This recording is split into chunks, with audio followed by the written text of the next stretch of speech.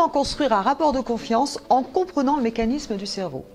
Vous avez remarqué, avec certaines personnes, en termes de communication, ça passe bien, ça colle parfaitement. Et avec d'autres, ça ne colle pas du tout.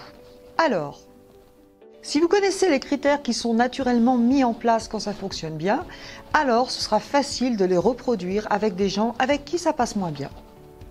Je vous propose un petit test. Pensez à un ami avec qui vous vous entendez bien. Vous l'avez? Ok. Alors, est-ce que vous avez des points communs avec cette personne? Oui, non? Ok. Est-ce que vous pensez que cette personne est authentique et est-ce que vous pouvez être authentique avec elle? Oui, non? Ok. Est-ce que maintenant, vous vous sentez valorisé et vous valorisez cette personne? Ok. Et est-ce que vous avez vécu des choses positives ensemble? Vous voyez, ça marche. Normal, notre cerveau aime les ressemblances, premier point. Deuxièmement, nous avons tous besoin de marques d'attention, de nous sentir reconnus.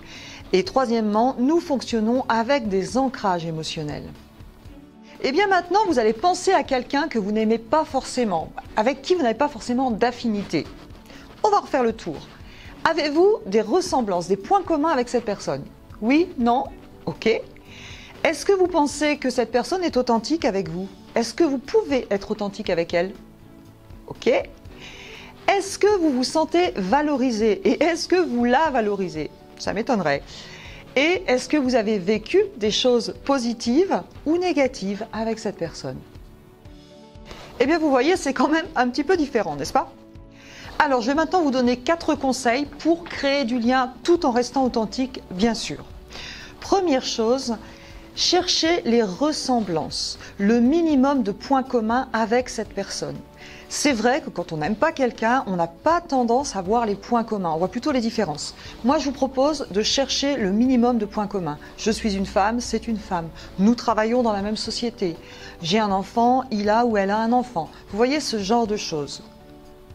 Deuxième point, soyez authentique. Alors vous me direz, comment être authentique quand je n'aime pas la personne en face? Simple, il suffit de dire simplement, ok, c'est un fait, nous n'avons pas d'affinité, maintenant, comment est-ce qu'on peut faire pour bien fonctionner ensemble? Troisième point, valoriser la personne. Aïe, ça va pas être facile. Effectivement, quand on n'aime pas quelqu'un, c'est parfois difficile d'aller valoriser cette personne. Simplement parce qu'on est dans un état émotionnel qui fait qu'on ne peut pas voir les qualités de cette personne. Or, chacun d'entre nous n'est ni blanc ni noir. Nous avons tous des qualités et des défauts. Eh bien moi, ce que je vous propose, c'est d'aller observer cette personne, de prendre du recul et de vous dire, et si il y avait quelque chose d'intéressant chez cette personne, ce serait quoi? Ensuite, vous irez voir cette personne en lui disant, ce que j'apprécie chez toi, c'est ta. Et vous savez, vous n'avez pas forcément besoin de trouver des choses extraordinaires. Ça peut être simplement, la personne arrive à l'heure le matin, ou elle est polie, etc. Quatrièmement, créer une occasion de partager un moment sympathique. C'est pourquoi, par exemple, dans les entreprises, on crée des séminaires de cohésion d'équipe en faisant vivre aux personnes des émotions fortes. Ça crée du lien.